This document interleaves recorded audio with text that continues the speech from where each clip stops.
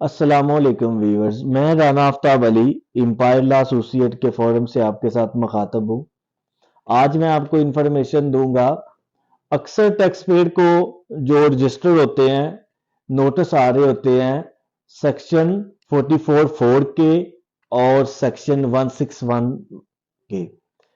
Section 161 जो होता है वो विद होल्डिंग का होता है और सेक्शन 44(4) इसी के रिलेटेड है, जिसमें ये कहा जाता है जी आपको इंटीमेशन आती है, आप अपनी तैयारी कर लें, डॉक्यूमेंट्स का अरेंज कर लें। जहां जहां पे आपने किसी का विदहेल्ड किया कि नहीं किया, परचेज के ऊपर या एक्सपेंस के ऊपर नॉर्मली ये चीजें होती हैं। जब आपको इंटीमेशन आती है पहले 44(4) की, उसके अगेंस्ट अक्सर जो हमने देखा है टैक्स पेयर को वो रिप्लाई कर देते हैं, उसमें रिप्लाई करने की जरूरत नहीं होती, वो जस्ट इंटीमेशन होती है।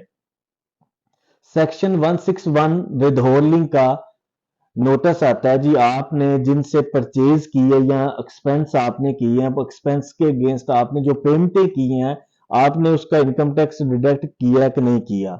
अगर तो आपकी परचेजेज हैं 75,000 है उसकी लिमिट, पूरे साल में आपने किसी से अगर परचेज की है 75,000 रुपए तक, तो आपने उसका विदहेल्ड नहीं करना। अगर आपने किसी की 75,000 से ऊपर की परचेज की है तो आपने उसका विदहेल्ड करना है। और अगर आप सर्विसेज के हेड की बात कर लें या एक्सपेंस के हेड की बात कर लें, अगर आपने जो खर्चे किए हैं किसी से पूरे साल में 30,000 से ऊपर की पेमेंट करनी है तो आपने उसका इनकम टैक्स डिडक्ट करना है। अगर आपने किसी से 30,000 से नीचे भी की है तो फिर आप ना करें। तो सर्विसेज के ऊपर जो किसी ने आपके एक्सपेंस किए, आपने उसका इनकम टैक्स 10% करना था। अगर आपने किसी से गुड्स परचेज की है तो वो देखना पड़ेगा कि नॉन फाइलर है कि फाइलर है। नॉन फाइलर होंगे तो सर्विसेज के ऊपर 20% है, अगर फाइलर होंगे तो 10% है। इस तरह गुड्स है, अगर गुड्स किसी से आपने परचेज की है तो आपने उसका इनकम टैक्स डिडक्ट करना है। वो फाइलर होगा तो 5.5% है, अगर नॉन फाइलर होगा तो 11% आपने करना है।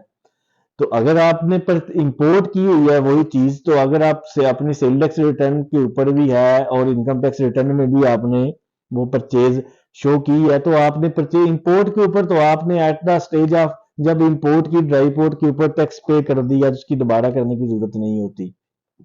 तो परचेज में भी आप इसी तरह आप सारे डॉक्यूमेंट्स के जो भी एक्सपेंस की है या परचेज की है, आप सारे डॉक्यूमेंट्स अपने लेजर वाइज बनाएं, उसकी रसीदें साथ लगाएं। आप मुतल्लिका ऑफिसर को जाके ब्रीफ करेंगे, सर ये हमारे एक्सपेंस का पार्ट है। जैसे कि स्टेशनरी का हेड है, उसका स्टेशनरी का हेड बनाएं। कोई कॉपी वगैरह करवाई है उसका बनाएं। इलेक्ट्रिसिटी की है, कोई वाटर वगैरह की है, टेलीफोन की है, कम्युनिकेशंस की है। इस तरह हर चीज का एक एक्सपेंस आ जाता होता है, उसमें उसी एक्सपेंस के रिलेटेड हेड वाइज अपने एक्सपेंस वगैरह का हेड बना लें। जी ये हमारा प्रॉफिट एंड लॉस अकाउंट था, ये हमारे एक्सपेंस है, ये हमारी परचेज है।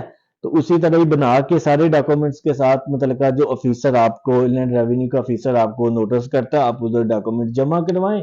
जमा करवाने के बाद ऑफिसर से पूछें सर इसमें कोई कमी पेशी है डॉक्यूमेंट्स की, तो हमें बताएं, हम डॉक्यूमेंट्स आपको प्रोवाइड करते हैं।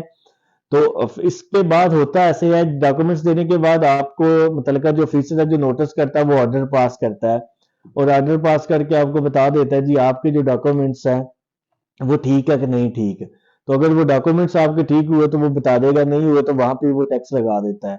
तो बेहतरीन तो तरीकाकार यही होता है, पहले आप डॉक्यूमेंट सारे ड्राफ्ट के ऊपर रेडी कर लें। रेडी करने के बाद मुतल्लिका ऑफिसर को चेक करवा लें। अगर वो कहता है सर आपने एक्सपेंस आपकी रसीदें पूरी हैं, आपकी परचेज के डॉक्यूमेंट्स पूरे हैं, तो फिर जरूरत नहीं होती, बाकी लेजर वाइज सारी चीजें मेंटेन करें और मुतल्लिका ऑफिसर को दें।